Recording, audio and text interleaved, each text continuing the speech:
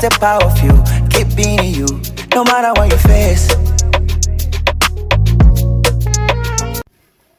Hello, and welcome back to my channel. It's your girl Salison. So today we are going to talk about intercultural management, and I'm here with Emily Novak. So Emily Novak is a director of training and a trainer herself, but we are going to do this video in French. So let's go. Donc, bonjour à tous. Aujourd'hui, j'ai un entretien avec Emily Novak. Emily Novak, elle est originaire de Polynésie française et aussi Croatie, Pologne et France. Oui, exactement. Donc, elle va m'aider aussi avec mon français. Comme tout le monde savait, je suis toujours en apprentissage. Donc, merci Emily d'être ici. Donc, Emily est directrice formation et formatrice. Elle a aussi travaillé dans plusieurs pays. Elle a travaillé au Congo, Cameroun, Mali, Haïti, Côte d'Ivoire et Gabon. Wow, incroyable. Elle est riche en expérience interculturelle, donc on va profiter un peu de sa connaissance pour vraiment parler de management interculturel.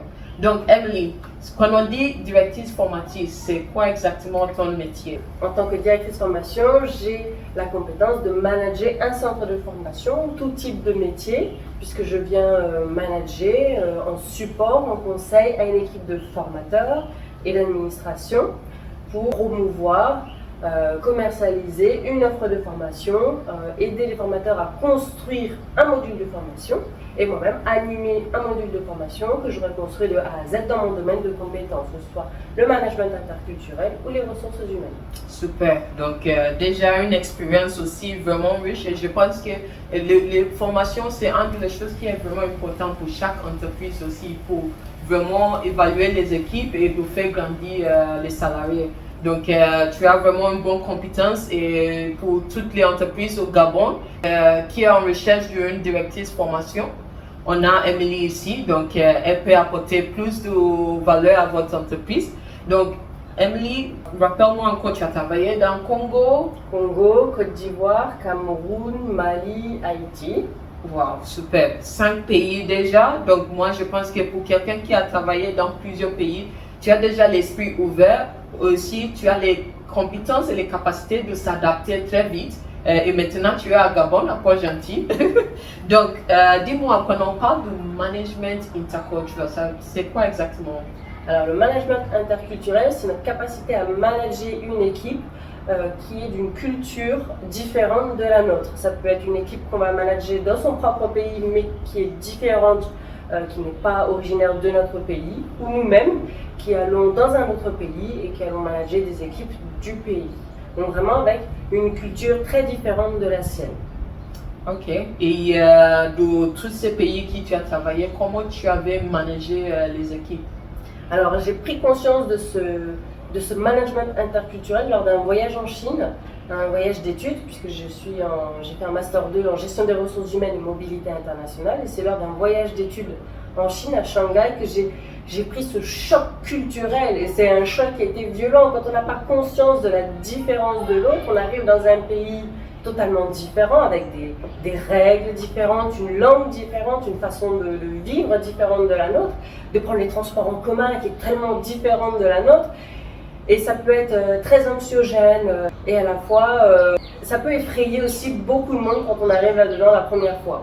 Et donc une fois de retour en France, j'ai pris le temps de m'informer de ces différences entre que la mienne, de ma culture, et la différence de la leur en Chine pour bien comprendre ces différences en disant ok, donc quand il a fait ça, ça voulait dire ça. Et du coup, lors de ma première expatriation qui était au Cameroun, ben, j'ai fait ce même travail en amont, d'aller faire des recherches sur les valeurs, la culture camerounaise, les us et coutumes du pays avant d'y aller pour justement me préparer un minimum. C'est un point vraiment important parce que moi, par exemple, en France, j'avais travaillé avec les Libanaises, les Indiennes, les Africains et les Français, et je n'ai pas géré l'équipe, tous les personnels dans mes équipes de la même façon parce que je dois aussi prendre conscience que pour eux, on a certaines choses qui n'est pas facilement les mêmes pour tous les pays. Par exemple, ici au Gabon, moi je suis anglophone, j'ai une équipe francophone, donc déjà les langues c'est différent, les cultures, Afrique centrale et Afrique de l'Ouest c'est différent et c'est vraiment ces différences qui parfois on ne rend pas compte et on ne fait pas le travail avant de prendre le poste, pour vraiment s'assurer qu'on connaît les pays, les valeurs, comme tu avais dit, on fait les recherches pour connaître les valeurs et les différences qu'on peut avoir avec les différents pays. Donc, c'est un point vraiment valide. Et de ton avis, c'est quoi les challenges que quelqu'un peut avoir? Alors, pour réussir une expatriation, elle en compte pour le salarié qui part en expatriation, mais aussi pour l'entreprise qui mise sur le salarié en expatriation. Pour le salarié, c'est se préparer à manager les équipes correctement pour l'entreprise, préparer son salarié à l'expatriation, c'est aussi faire en sorte de réussir, puisque c'est un investissement, de réussir à ce que la communication se passe bien. Une mauvaise communication peut avoir des lourdes conséquences, une grande perte de temps, recommencer un exercice, recommencer des travaux, ça peut avoir un coût financier de refaire les travaux parce qu'on s'est mal compris ou il y a eu un malentendu. Donc, ne pas prendre en compte ces différences culturelles a un coût pour le salarié qui va se sentir en danger de ne pas se faire comprendre, mais aussi pour l'entreprise qui voit ses coûts augmenter puisqu'il a dû refaire un exercice, on a dû perdre du temps et c'est un coût pour les deux parties, quoi. J'aime le fait que tu as parlé de tous les salariés et aussi pour l'entreprise parce que à la fin, les salariés doivent s'adapter et s'intégrer et se sentir bien dans son travail. Et pour l'entreprise aussi, quand on fait venir quelqu'un, on voulait une retour sur investissement. Donc, en parlant de ça, c'est quoi les conseils que tu peux donner à l'entreprise et aussi à les salariés pour aider les gens avec ça? Alors, pour l'entreprise, c'est de ne pas minimiser cette différence culturelle et de ne pas minimiser le management interculturel. Ce n'est pas parce que la personne qui parle française va aller dans un pays francophone que ça va être plus facile. On ne parle pas le même français et on n'a pas la même culture et ce n'est pas le même pays. Donc il ne faut pas le minimiser. Oui. C'est riche d'expérience que je dis ça. Donc c'est préparer l'expatrié avant son départ. Généralement, quand on va dans un pays, même en vacances, on se renseigne sur où est-ce qu'on va aller, c'est la météo, qu'est-ce que je dois mettre dans mes valises. Donc, prendre le temps peut-être que la personne qui part, c'est lui donner l'occasion de poser ses questions, qu'est-ce qui l'attend là-bas, et commencer à lui ouvrir l'esprit sur cette différence culturelle. La deuxième étape, c'est une fois qu'il arrive, c'est voilà, l'accueillir et lui faire un accueil sur voilà, les règles du jeu, sur le pays. Les règles du jeu, comme dans un Monopoly. On peut gagner, mais si on n'a pas les règles du jeu, on va perdre. On peut perdre beaucoup. Et plus tard, au bout d'un mois, puis 2 mois, voire 6 mois, c'est continuer à suivre cette personne qui aura du coup un peu plus de matière après ces 1 mois ou 2 mois en disant voilà, j'ai rencontré telle difficulté, ou je n'arrive pas à fédérer mes équipes, je n'arrive pas à les motiver, on se comprend mal, ils ne me font aucun retour, je ne comprends pas pourquoi ils ne me font aucun retour alors que je leur demande. C'est plein de questions comme ça qu'une personne peut se demander. Est-ce qu'il y a un blocage et ce blocage peut venir de cette différence culturelle. Et qu'est-ce que tu peux conseiller les équipes qui doivent accueillir une étrangère aussi? Bien sûr, on dit souvent que le manager manage, mais les managers managent leur manager. C'est un point valide. On va traduire ça, Sally. Ça veut dire que pour que le manager réussisse, il faut aussi que les salariés s'intéressent à leur manager, comprennent cette différence. Donc c'est vraiment prendre le temps de discuter chacun, prendre le temps d'observer et de dire voilà comment moi je fonctionne. Maintenant, à l'employé qui va avoir un manager d'une nationalité différente, d'une culture différente, lui dire ok, moi je fonctionne comme ça, toi comment tu fonctionnes, pour vraiment être sûr qu'on se comprenne. Donc il faut vraiment que chacun joue carte sur table pour pouvoir gagner ensemble. Parfait, parfait.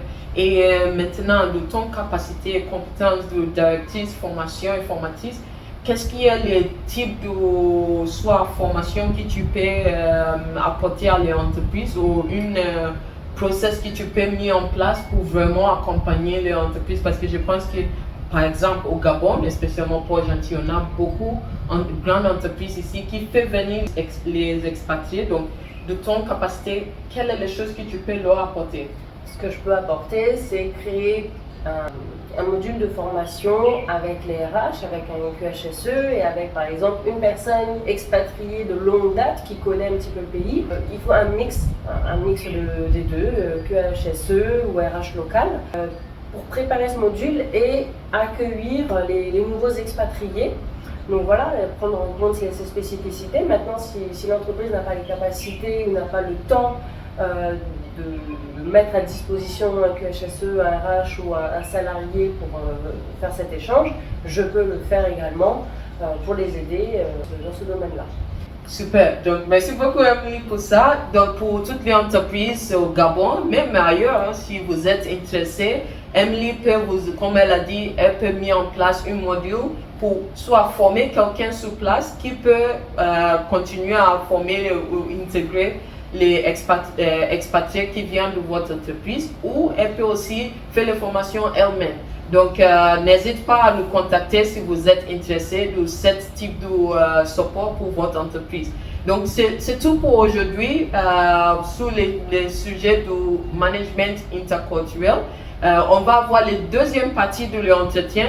Comment réussir son expatriation en famille. Parfait, c'est exactement ça. Parce que Emily, pour plusieurs de son voyage dans les autres pays, elle était la principale expatriée. Maintenant, elle est une femme d'expatriés. Donc, elle a vraiment les deux côtés de 6-9. Et elle peut nous apporter encore plus un peu de l'expérience et comment elle a réussi à s'intégrer au niveau Gabon et Port-Gentil. Donc, c'est un enjeu pour les entreprises parce qu'un expatrié qui part en famille, si la famille n'est pas à l'aise dans le pays, c'est toute la famille dont l'expatrié qui ne sera pas à l'aise. Donc si l'expatrié est lui très à l'aise dans son travail, mais qu'à la maison ça ne va pas, c'est toute la famille qui va déménager. Donc c'est vraiment un enjeu aussi pour les entreprises et pour la famille que tout le monde réussisse son intégration. Exactement, et j'ai tout à fait d'accord avec toi. Donc merci beaucoup Emily et j'ai hâte pour le nouveau entretien qu'on va avoir bientôt, comme ça. Donc merci beaucoup Emily.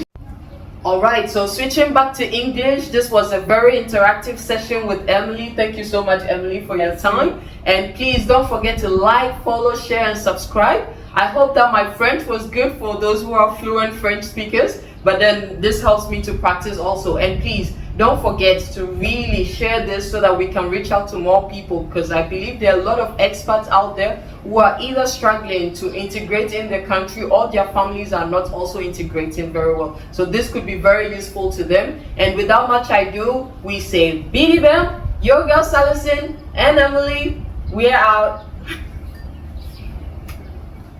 Cheers. No one is you, that's the power of you. Keep being you, believe Lord I miss. I remember how I used to sleep on the floor.